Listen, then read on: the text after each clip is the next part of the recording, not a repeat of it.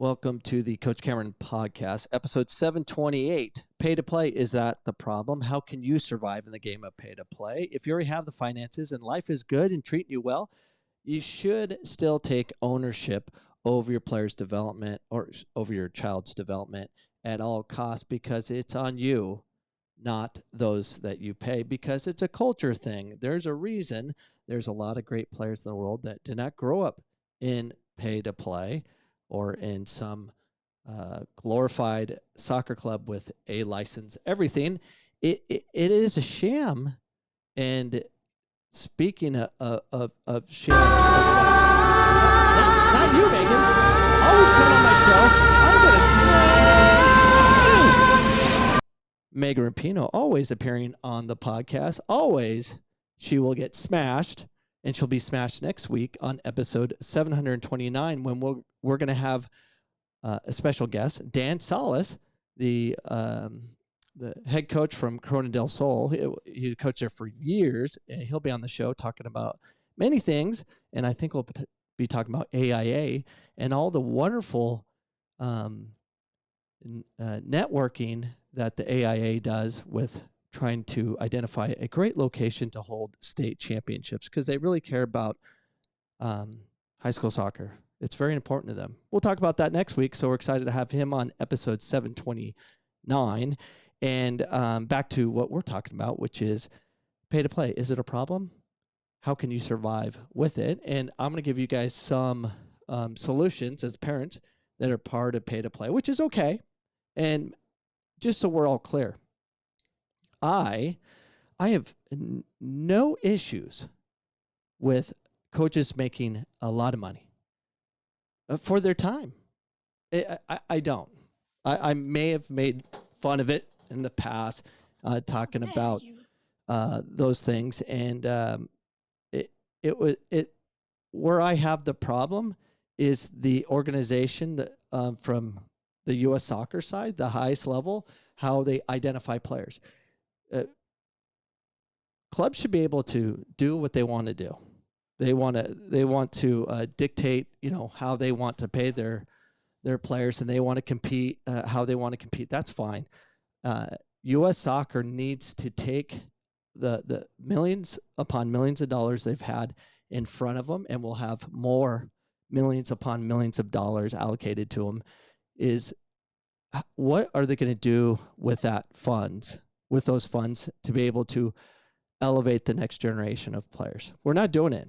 We're sold on the pay-to-play model. It's like whatever the clubs do, the pay-to-play model, the ones that are affiliated with U.S. Soccer, whatever academies are identified as academies, they're the only ones really getting looks. We're not going after the best players. We're not. We're going to talk about that in a little bit. And I'm going to give you parents a solution of how you can actively be part of your son or daughter's development, because you're part of the process, whether you know soccer or not. I'm going to give you some thoughts on how you can talk to your child and how you can develop them with simple math, which I've talked about a lot. And I just did a presentation with State 48 about it, and I'm going to bring it up again because they were like, they were really excited about what they were hearing. I didn't think it was that earth-shattering of news, but it's important to share as much as we can to be able to communicate a message that will help our communities, in particular our soccer communities. But today's story is pay to play, the problem with U.S. soccer. This is April 8th, 2022. I probably read it before, but we're going to read it again because I like it. Soccer in our country has never reached its full potential and may never be able to. A country that pays great attention to athletics and excels in major sporting events has failed to deliver on numerous occasions in the world's biggest stage. Let's get straight to the point. Soccer in the U.S. has always been about money. If you're not willing to contribute thousands of dollars every year, the chances of succeeding are very low. Youth teams around the nation have solely focused on things, on basically profit. Now, it is true. You have to, in this country, the way U.S. soccer and how everyone's falling in line with who the best players are. They're not, for the most part, aren't willing to put in time to really find those players that are not part of the academy, because there's thousands of kids that are extremely high level, much better than 80-90% of what we have in the academies aren't getting looked at. Example, I was at the Denver ID camp, and they segregate. They put the academy kids to one side, and they put the non-academies kids to another. And there's no like kind of mixing around. It's crazy. When you segregate like that, you're denying opportunity. And the other thing is, it's mixed talent. What they should do is put the top kids to one side. No problem with that. But you're telling me all those academy kids are legit and there's none over there? If they're high level, just move the high level players to one side and move the other. But it's not about that. It's about cash in, cash out, because you can't really see talent out there. I mean, it's just, there's like 400 kids in that. It's a huge camp. Unless the coaches have previous info on them, it's hard to identify. But you have to pay to be part of the elite status in this country. But whatever. Back on to the article. Local youth teams such as Bethesda Soccer Club or Potomac Soccer Associations follow the same profit system. According to the Bethesda SC website, the average fee per player per year is $2,500 at their club. Bear in mind that this does not include your other costs such as equipment, flight tickets, hotel costs, etc. Considering this, a kid just entering elementary school is charged with around $2,500 a year for practice sessions and games which that child may not even be enjoying. These teams even charge a large amount of fees for teams playing less competitive levels. Players of young age groups such as under 7s or under 9s are also being charged a similar amount on more competitive teams, but aren't provided with the same level of perks or features such as high quality coaching, scouts, etc. As I explained about the ID camps that are going on, everyone's segregated. Scouts in soccer only attend the highest level tournaments, which means their parents here have to pay more for their child to be noticed. And are you in that situation as well? I had to take Jack to Surf Cup. Me and my wife, Jack, Jet, we all went to Surf Cup, and the cost of that trip's around $1,500. That's insanity. To go play on crap fields at the Polo Grounds in San Diego. It wasn't even soccer. And I talked to a lot of the university coaches over there, and they're like, this is a waste of our time. It was, but everyone paid for it. That's awesome. And that's where we're at. It just, you have to pay to go be seen over there. And we have video and live streaming and all these capabilities, and you have to go there to be seen. Oh, you got to play in the right competition. Side story. So there's this girl that was on my son's team, Jack, when we were like U8. She was like 5 at the time. And she actually became a starter playing up 3 years and on a boys team. And she's played with boys teams her whole life. She is an extremely high-level athlete. So athletic, so technically gifted. She's already had national team trials. So she went to Utah, saw a national team staff there. They sent her to Florida. She got a look over there.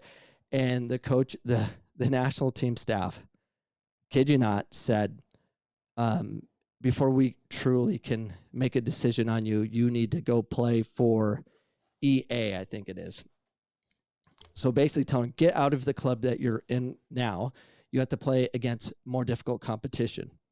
And her team's already played EA teams. She had a hat trick against an EA team, but it wasn't good enough. They're saying, no, you need to be affiliated with an EA team. So now they had to bring that up to the coach and about, potentially transferring, because they're not going to go look at the national team because they'd be part of EA, which is more expensive and all that, which is just insanity. They're like, well, you need high-level competition each weekend. Okay. How about she just played boys? No.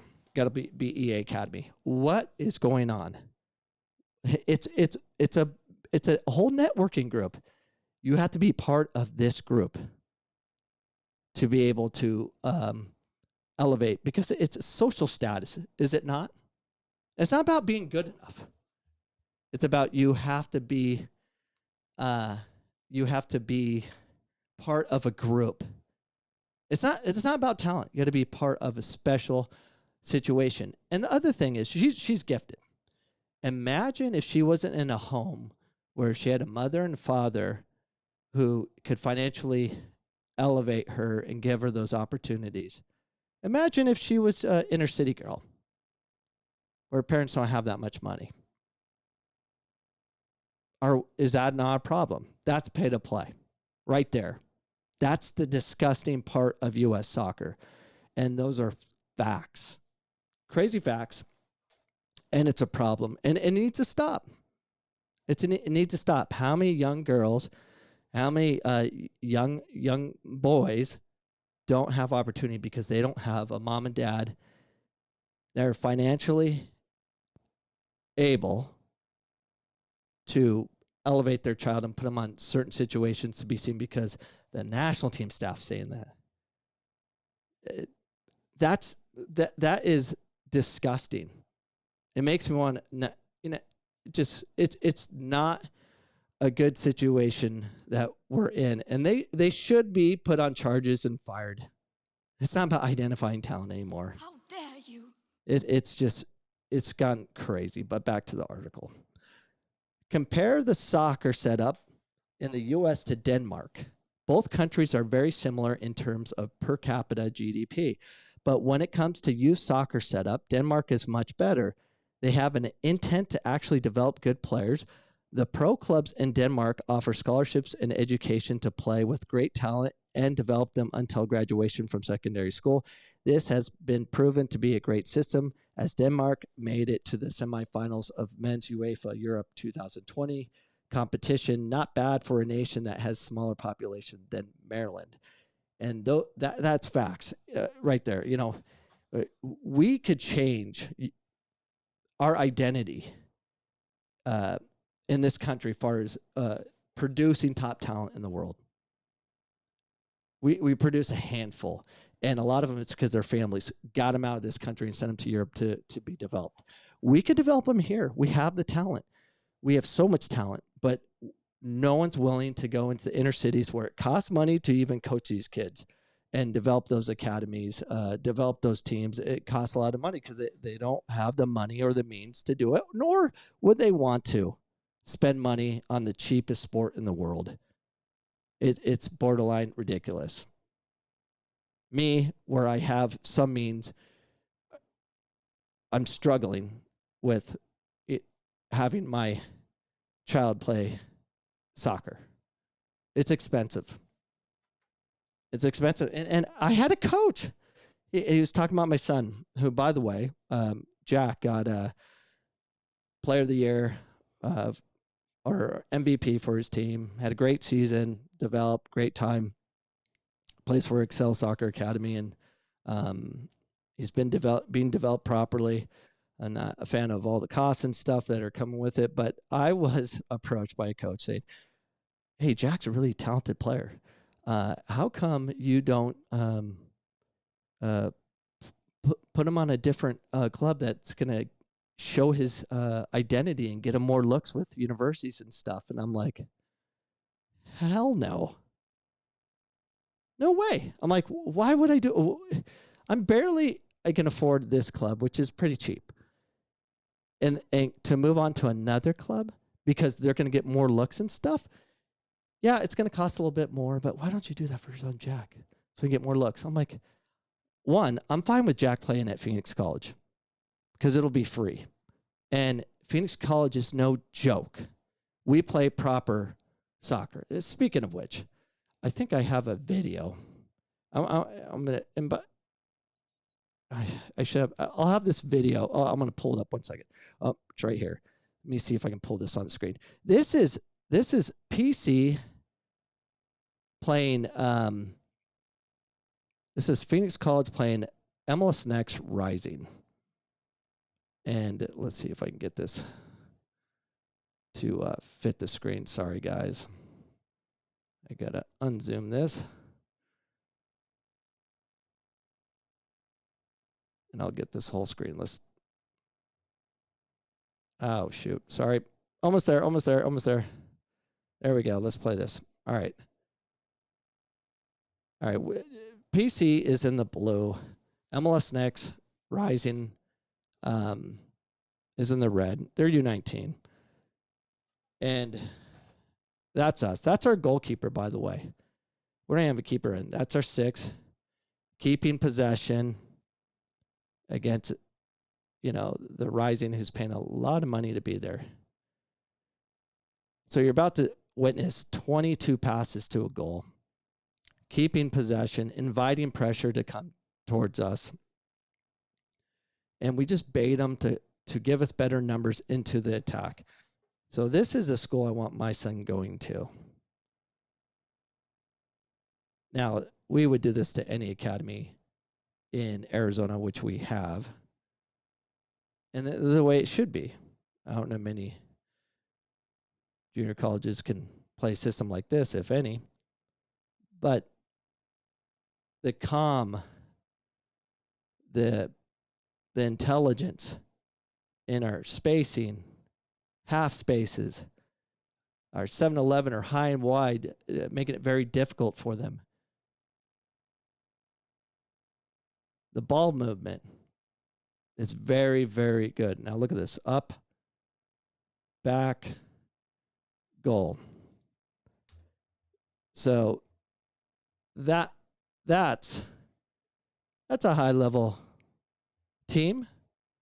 I don't mind my son playing for that, but fortunately for Phoenix College, we have an excellent coaching staff, and we have the top players. And typically, I get at Phoenix College are the top athletes that didn't get opportunity because of the pay-to-play system. Weren't able to elevate those kids on because not only are you paying for club thousands upon thousands of dollars so you can get a place on some university where you're going to pay thousands upon thousands of dollars and go in extreme debt so you can post on Instagram, look, my kid went D1, which is crazy. And that's what I told him. I'm like, so I want to pay more to go to a club to be seen, to get some D1 offers where we're going to be paying for school anyways when I go 2 years at Phoenix College and get a full ride and then get full rides offer after that. Because at the 2-year system, because we play, we're able to showcase that these kids can play at the next level because we will play D1 schools and professional teams. And if you can do it here, guess what? They offer you full rides at the next level. Not at a high school for the most part. Not saying that's always the case, but that is the situation with a lot of Phoenix College athletes. As long as you go to school, pass your classes, compete and start on the field here at Phoenix College, you're going to get those opportunities of free school for 4 years. I played at Phoenix College. I got a full ride to Loyola Marymount University because I proved myself here. And that's what's great about it. Anyways, back to the article. I got my daughter calling me. Sorry, I got to zoom in. I'm on my own here, and I can't get it to zoom in. But you don't need to see the article. I can just read it from here. But it goes on to talk about these high prices result in low attendance records with MLS teams. Houston Dynamo averaging 11,000 fans per game in a stadium whose capacity is 22,000. Even LA Galaxy, the most successful team in MLS, averages 23,000 tickets per game when the stadium capacity is 27,000.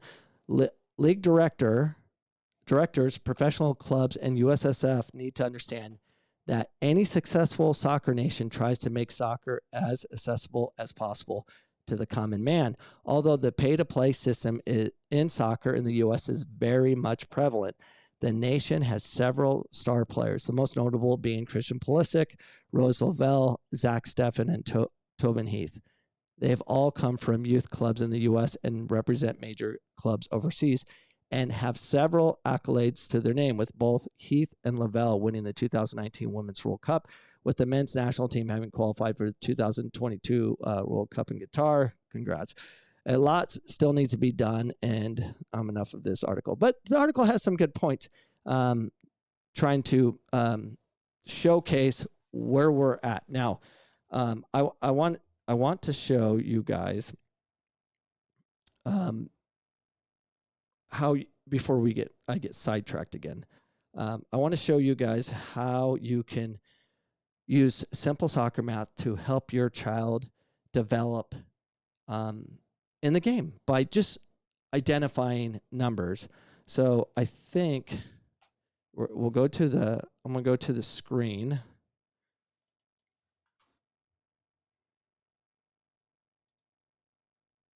Now, this is a YouTube video.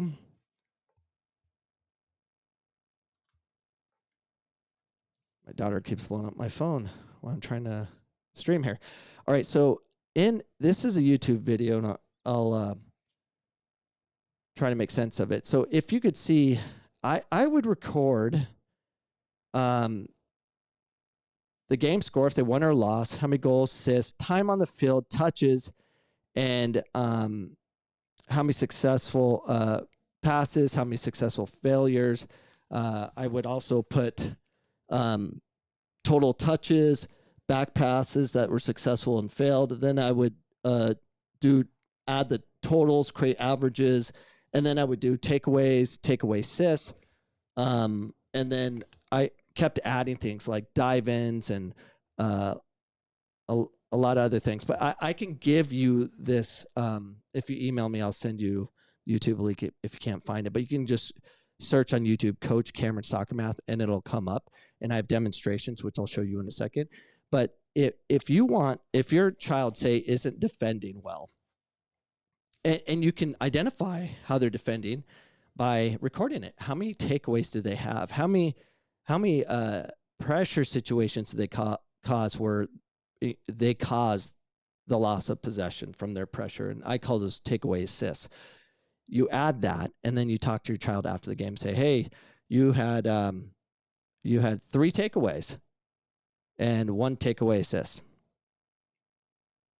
and then you keep stats on one of the top players that defend well, and say, hey, Johnny, who plays similar position as you, had 12 takeaways and 7 takeaway assists. It shows that you're not defending well. And you let him know that. And it changes. I did that with my son, and his takeaways went through the roof. He went from no takeaways to like 9, 10 a game, with 5, 6 takeaway assists. And then I would give him reports before game. Hey, here's your stats. Look over your stats. So it shows how important it is that, you can identify how many times does your child pass the ball forward versus backwards. The top players in the world pass the ball forward versus always backwards. Total touches and all that stuff. If you recognize every opportunity on the ball and just give them the math and compare them with another player on the team that is a player that you want your child to level up to or surpass, and then go on to another player, you can do it through math. If you talk to your child like that, it's different. So I have a video. Let me pull up this video of how I do the stats.